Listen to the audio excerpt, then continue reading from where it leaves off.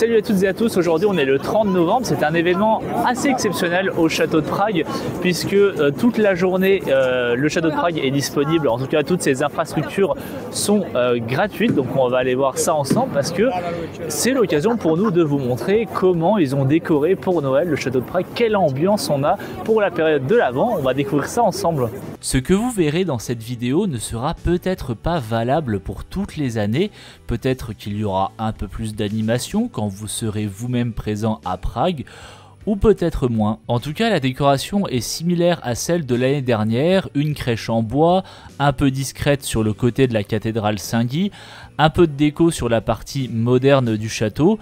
Avec Joyce, on regrette que l'ancien palais royal soit relativement vide. Si vous découvrez le château de Prague avec cette vidéo, les quelques images que j'ai prises vous donnent aussi un aperçu de ce qui vous attend lors de votre visite, à savoir la prestigieuse salle Vladislav, le siège de l'Assemblée, les joyaux de la couronne et surtout ces fenêtres qui ont quand même une particularité puisqu'elles ont servi pour défenestrer des gouverneurs catholiques par des nobles protestants, ce qui a fortement contribué à la guerre de 30 ans.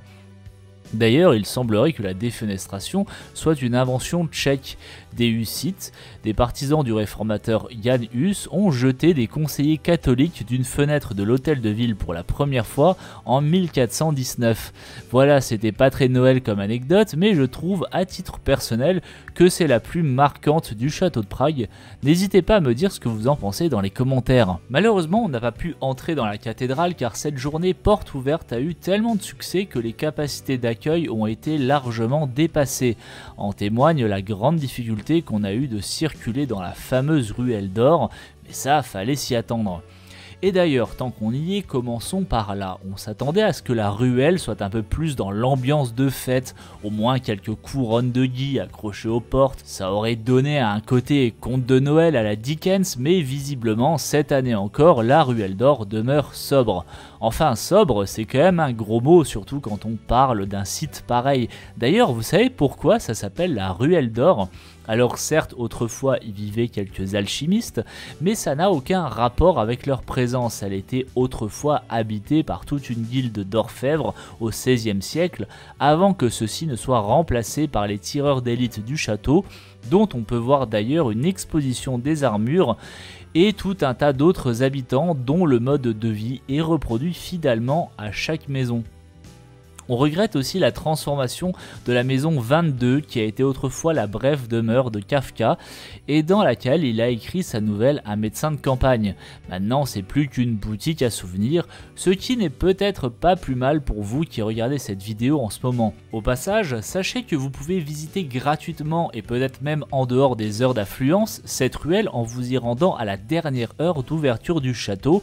L'horaire varie selon la saison, alors pensez à vous renseigner quand même avant. Après la ruelle d'or, mais aussi son petit donjon et sa salle de torture, il est temps de visiter le palais Rosenberg que je n'aurais jamais visité, je vous l'avoue, sans cette journée porte ouverte.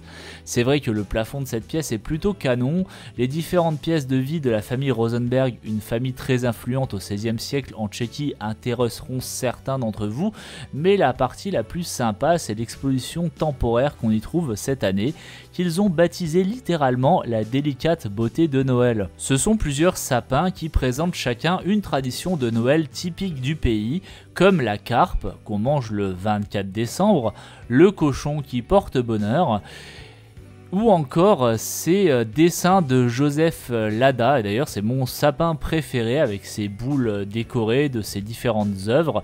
J'aime particulièrement la finesse de son dessin, je sais pas ce que vous en pensez, dites-le moi dans les commentaires. Si je me réfère au site officiel du château de Prague, il semblerait que l'exposition, et donc l'accès en particulier à cette pièce, soit gratuite, à vérifier bien évidemment. Certains week-ends, en particulier les dimanches de l'Avent, vous pouvez assister à des concerts de chorale dans la cour de la cathédrale Saint-Guy. On y était un samedi, du coup on a raté ça à un jour près.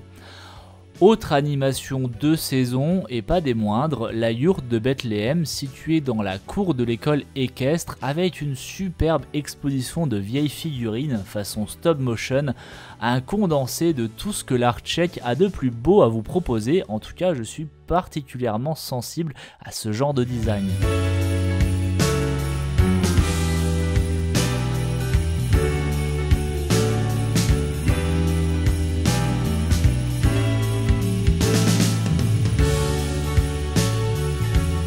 Et bien voilà, il est presque 17h, le château va bientôt fermer.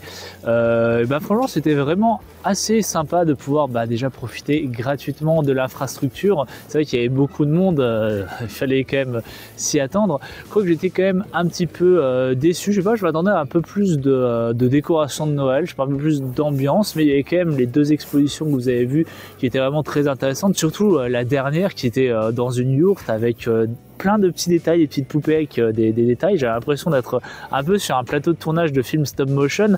C'est vraiment les films d'animation à l'ancienne avec vraiment ce style de poupées, de figurines en fait. Donc j'ai vraiment beaucoup apprécié. J'espère en tout cas que vous avez quand même apprécié ce petit format, cette petite vidéo. N'hésitez pas à nous le dire dans les commentaires. Et je vous dis à bientôt pour de nouvelles vidéos de la période de l'Avent ici en Tchéquie.